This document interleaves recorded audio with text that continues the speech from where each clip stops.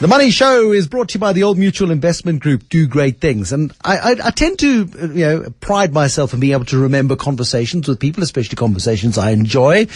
But I can't remember who it was, for the life of me, who was telling me the story the other day about how they run their business, and they've got this fantastic IT services business, I think it is. See, memory fail. And they put a billboard on the M1, or they hired a billboard space on the M1, and they saw sales spike. I said, come on, it's a billboard. It's a 19th century invention. It's got absolutely no advertising value at all in the 21st century. And I got slapped around the chops a little bit and I was put back in my place. I've got two guests in studio this evening to talk about the science of billboards. Barry Sayer, the chief executive of Continental Outdoor Media, and Mike Deschamoy, who's the chief executive of Prime Media Outdoor. Both gentlemen at the pinnacle of this particular industry. If there's anything you've ever wanted to know about the billboard industry, maybe about these building wraps that you see, then certainly Barry will be able to answer your questions on that particular one. 021-446-0567, 011-883-0702. Mike, let's start with you. It's not a particularly huge industry in terms of advertising market share. It's what, about 5% overall? Yeah, 4 to 5%. I think largely commentary is that it's under-read, but certainly it has its space, and it holds its space within ad share and spend of advertising revenue. Our sort of percentages here are not too dissimilar to most of the overseas markets. Some areas it's a little bit more effective depending on, measurability and science around it. As you mentioned, the science of billboards, I think that's a big challenge in this space. We tend to lack a lot of research, effective research that allows, the media strategists to perhaps grow that market share, and there are initiatives underway within the industry, though. You would think that the industry itself would do the research in order to back up to justify its own existence. Yeah, and that's it's really just and I think Barry would be able to probably come in here. He's been in the game a lot longer than I have, but it's just it's a bit about getting collective efforts and making sure that you get everyone on the same page in terms of agreeing on the mechanics. It's obviously a lengthy and costly process to do the research effectively. Certainly to provide information that is credible and can be used, and it's obviously with the percentage share in the market to raise the relevant funds from anywhere outside of the actual media owners. Also, it creates a few debates because some of the other media offerings are obviously taking the large share of the ad spend, so they gather the research revenue or funding that can deliver the results. How do you then, Barry, measure the value of the billboard, the value of the advertising message? I know of one example that I can't really remember in sufficient detail of a success story, but how do you measure the return on investment when it comes to billboards? Well, I think you put your finger on it, Bruce. I mean, the first thing is the results that the advertisers are getting. I mean, we can do all the one example, incidentally. Well, I loved your example, and I want to know who that advertiser is. I want to go put his price up. He's obviously getting results. He'll pay more. Let's have him. But seriously, I mean, obviously you've got to have audience measurement research, and as Mike has said, we're spending a lot of money on that. We always do. And the idea there is to know who's seeing the billboards on what frequency, and if you relate that back to the price they're paying, you can get down to a cost per thousand per head of target audience that you reach. But then the other side of the equation is also studies that are done that actually measure what the awareness levels of a particular brand or service is, or how it's increased post the advertising campaign. So that sort of stuff that we're doing all the time. But how does the billboard work? The classical billboard, the classical billboard message, Mike? Because one assumes that if you're driving along the M1 motorway or along the N1 or the N2 in and out of Cape Town, you're doing so in heavy traffic, possibly at speed, possibly manoeuvring at the time. How does an advertising message on a billboard sit? I think, Bruce, you mentioned, moving and speed and all the rest of it. So I think the starting point is really effective creative, making sure that, what you're putting up there is something that's probably going to, capture brand image. So there's a first recall on that. And then, not too much detail in terms of the actual message itself. But I think, how does the billboard work? I think it works very effectively in a mix within the various media offerings for any campaign. So in other words, it could be a reinforcement of a radio commercial, a print ad. I think in most instances it probably works in conjunction with other. Is it a backup genre? My view is that pretty largely yes, although it does have its space for specific, direct advertising that might be just linked to a billboard, whether it comes to within location, to a retail outlet or that type of thing. So it's location specific, but I think largely it is a reinforcing and a backup of a brand. I've not ever acted on the message, but I find the Lollipop Lounge ads particularly eye-catching. So you're seeing them. You're seeing them. There you are. That's about the only one I can remember. But I'm going to tell you that, I spoke to Trevor Beattie, the famous creative director in London at one time, and he was the guy that came out with the great Pretty Polly ads, those were the stockings, and also the Wonder Bra ads. Hello, and he boys. said to me, you remember the copy? I remember. How long ago was that? That was the 1990s, and was shocking. You still remember it? Eva Hatzegova, from Eastern Europe, and right. She came into the studio for an interview, and our newsreader at the time, this is 1994 probably, Dennis Smith, the legendary newsreader, was reading news headlines with Mike Mills at 1:30 one afternoon. Eva Hatzegova hoisted herself up into one of these slightly higher than normal studio chairs, and her skirt came up as well.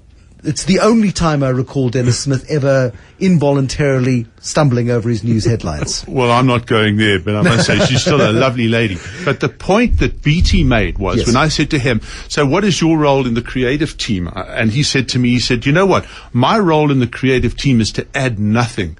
My role is to take away.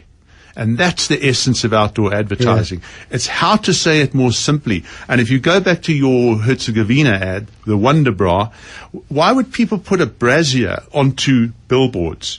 And remember the copy line. You quoted it. You've remembered it for 20 years. It was just, hello, boys. Yeah. And in that simple, crisp statement and that picture of that beautiful lady said it all. Wear this bra, your entire life will change. You'll have the most stunning social life. A prince will marry you, and you'll live happily ever after. And the bras walked off the shelves. Now, you would have thought that would be the most inappropriate medium for the product. So it goes back to what Mike said. It's about the creative. The medium is out there with the fragmentation of all other media. Outdoor is out there reaching everybody. Put the right message on there, and you've got broadcast advertising at its very best. And it goes down to the old maxim, I suppose, of don't tell me, show me. It's highly visual. Exactly. And when you start talking about far-flung markets in Africa where you still have a partial illiteracy factor, you've got to have a visual medium that can demonstrate how the product works, what the product is, what does the pack look like. Because with all due respect to your medium, radio, you can hear a message to say, buy Omo, and if you can't read and you walk into the store, you can be staring at the Omo pack, you can't read Omo, you're not going to buy it. Sure. But if you can recognize it from the billboard, how it was used, it made the washing white, it was there in the picture on the line, very visual, you recognize the pack colors you're going to buy. You know what the product is. Sure. That's how the medium works. In terms of visibility and in terms of the message, because at the same time you don't want to be too distracting, and I don't know how many bumper bashings were registered as a result of Eva Hatzegova, but it's about making the billboards visible but not a huge distraction, Mike, and that's a delicate balance as well, because you don't want to be held up and be held liable for bumper bashings along big busy motorways, for example. Certainly, Bruce. I think it is about being responsible with the use of the billboard, and just as far as sort of there are numerous studies that have been done in the US all around the impact of and I just quoted from the US simply because we're dealing with some guys over there on certain matters that we're in process of application with council here on, and numerous studies there that have measured the impact a billboard makes in terms of does it heighten traffic danger in terms of accidents and all the rest of it, and surprisingly they've come out no different. It's interesting because a couple of questions are coming through on the SMS line. Do you bother to track how many accidents you cause? I suppose if you're causing accidents, it's a blooming good billboard, but that's another one. Look, we have to on some of our media types, some of our street furniture, we have bus shelters, quite a few of them get knocked over every week, so we do track it in that way, but the reality is there's certainly in my knowledge from prior to my time at Outdoor, from previous guys as well as my time now, we haven't had any specific incidents related and referred to as a direct result of a billboard causing accident. And again, it's also that in terms of direct response, a lot of you see sort of lots of support ads for particularly insurance companies tend to use billboards as sort of backup advertising. It's not the place to necessarily place a telephone number, is it? It's more of a brand awareness. Bruce, it depends on the medium. There's a multiplicity of different outdoor media out there, from the smallest litter bin right up to the biggest billboard. And it's used by different advertisers. Like our litter bin advertising will be used by lots of small retailers. It's a low-cost medium. And the medium itself provides, obviously, a utilitarian function, because listeners will be pleased to know that all the litter bins on the streets of Gauteng are sponsored, paid for by the outdoor advertising industry. So it provides a function, but also a very low-cost advertising medium in a very good location. The same would apply for bus shelters. What's the best billboard you've ever seen? I'd be interested in your calls this evening. What works for you? Have you ever seen a billboard that you've gone, my goodness me, that is truly brilliant, and you've actually acted on that message? If you have, I'd love to hear from you on 021 446 0567 011 883 0702. A relatively new form of outdoor advertising in South Africa has been things like building wraps. And you remember when the big Michelangelo Towers was being built in Sandton, it was covered with Johnny Walker advertising, and this huge structure was visible for miles around Gauteng. We've also seen the very successful outdoor campaigns on the top of the Ponte building. It served a purpose. Honestly, it has. Yeah, people have lived in it, but the Ponte building's also been a great vehicle for advertising as well. For years, Coca-Cola was up there. Vodacom is up there now as well. Outdoor, it's very effective. We've seen the airports company South Africa make lots of money out of putting advertising on the bare concrete spaces around our airports as well. That is also part of this outdoor phenomenon too. 021 446 0567 011 883 0702. Talking about outdoor advertising, Mark in Midrand. I would like my guest this evening to put your headphones on, please. That's what the signal means. Mark in Midrand, you got an interesting idea?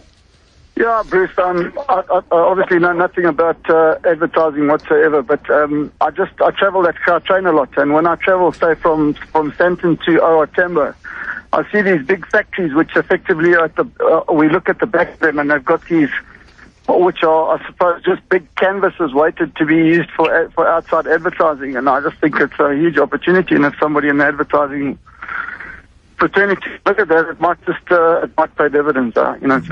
Nice one, Mark. Thanks very much. You would think the people who own the factories would put their own brand on the back of their own factories. Is there enough volume on Gautrain to justify that, there, Mike? Look, I think maybe Barry wants to take that one. They're involved in advertising on the Gautrain. Yeah, look, Gautrain advertising is extremely popular, and with advertising at the airports being so very, very expensive, that the Gautrain's become a very popular way to reach businessmen and tourists with money, etc. But are you talking about on-board advertising? Or No, in the stations. Okay. And, there's a lot of money being generated with advertising in the Gautrain stations, which helps subsidize, obviously, the fares, etc., etc. So whether we'd be looking at opportunities that are off the Gautrain property, whether it's too far away or not, I don't know. But very interesting point that's raised. Great. And I think it's something we have to look at, and I've got to beat Mike to have a look at that opportunity. Otherwise, he'll sign up all those opportunities. There we go. You should trademark the idea before you gave it to us on Real Radio tonight. Leon in Pretoria, give us your favorite billboard. My favorite one was the Chuck drives an Isuzu. Simple and direct, isn't it? It's good. Yeah. And to the point, yeah. Absolutely, Leon in Pretoria. I mean, I'm going to be accused of being a pervert, but Morris Jones did a Hollard advert where they had a block of butter and a lady not wearing anything, sitting in the butter, and it was, Hollard, you got your bum in the butter. It was a particularly effective one as well. Mel in Roodepoort, an innovative idea. Yes, good evening, Bruce, and good evening to your guest. Yeah, I recently went, took a flight from what used to be on Smuts, which is now Johannesburg International, to Cape Town, and I came across an interesting concept where the guys were advertising on the floor space, and when I got back, because I started doing some inquiries about this, the company is known as Floor Media. And they basically, I understand, took up a whole lot of space in some of the airports in country, and they're basically selling their space on their advertising space. So my company is considering doing that in terms of taking up space for them and advertise from the floor, which I thought was a novel idea. Mel in Ridderpoort, there's no escape. You can't even cast your eyes down to the floor and escape advertising. That's an interesting one. Yes, it is, and it is extensive overseas, as Mel has said. Yeah. And a lot of it's interactive as well. So, for example, you might have seen it where you can go along and see a bunch of soccer balls on the floor, and you can actually kick the soccer balls around. But it's all sort of virtual on the floor. Yeah, but exciting. And when Mel builds it into a good business, come talk to us. We'd like to buy it. Thanks, Mel. You can put it up in extra space. But that's the thing. I mean, a lot of people don't want their brand walked all over. But, you know, you look at another form of outdoor advertising, cricket outdoor advertising on the field, sports fields, for example. Those are great canvases upon which to put messages, aren't they? I think that the advertising industry by nature needs excitement and vibrance and all of those things. And the industry is always looking for great, new, exciting ideas. From a regulatory point of view, Dave in Sandringham, a pertinent question. Hi there. I wonder if you guys can tell me your thoughts on the legislation that the council requires and the place that it plays. Okay, great. So in terms of regulation, who can put up billboards where? Mike, you first. Yeah. Thanks, Dave. I think it's a very valid point to discuss, and I think that's the essence of a lot of what gets built around the conversation of billboards and all the sentiments, sometimes very emotional. And it comes down to just responsible, and I think from a council application and more importantly, the enforcement of the bylaws. They're there for a reason. And if they were complied with and followed and effectively policed, I think we would have a far better industry and a far better image. You know, in many instances, you've got the big players that are compliant and all the rest of it, and they do their dues. And the barriers to entry are very, very low. If you've got a piece of land and you've got someone wanting to pay a price, people are putting them up. So I think the bylaws are there. I think in the main, they're pretty effective in terms and pretty fair. But it's really around the policing and the effective policing of those bylaws where we've got a long way to go in this country. Okay. And on that point, Barry? Well, I think contrary to some belief, we actually like good regulated outdoor advertising industry, and we like responsible players in the industry. Because if you have clutter, if you have ugly outdoor advertising, unserviced outdoor advertising, it devalues prices, and that's not what we're about. The Mother Grundys would argue that outdoor advertising is simple, it's littering, it's a blight on the landscape. How do you respond to that? Well, you could argue that we shouldn't have any commercial activity. You know, we should never have scarred the ground with these huge mine dumps that exist all over Gauteng. But why are we here? We came here because there was gold and industry built up. And there must be a place where we can trade and employ people as much as we would like the wildebeest rushing across the savannas here. So, but without being flippant, I mean, at the end of the day, we want a controlled industry, and we actually would like the authorities to cooperate with us more on that. We'd like to engage with them more so that we don't end up paying for very large tenders and advertising rights, and then the next day somebody's got another advertising right. And I must give compliment, to the Johannesburg Council, Johannesburg Property Company, because previously you had all different departments awarding advertising rights, without knowing what the other one was doing. So they would end up in conflict. Sure. So now what you have is it's all being controlled by the Johannesburg Property Company, which is part of the Johannesburg Council, and they then coordinate all the rights centrally. So I think that's a very positive move, and it's a recent move. So it is working better, which is good news. Barry Sayer, Chief Executive of Continental Outdoor Media, and Michael Desharmoy, Chief Executive of Prime Media Outdoor, two leaders in the space of outdoor advertising in terms of the big billboards. Thanks for your calls this evening as well, and thanks to those two gentlemen for coming through on the eve of tomorrow's public holiday.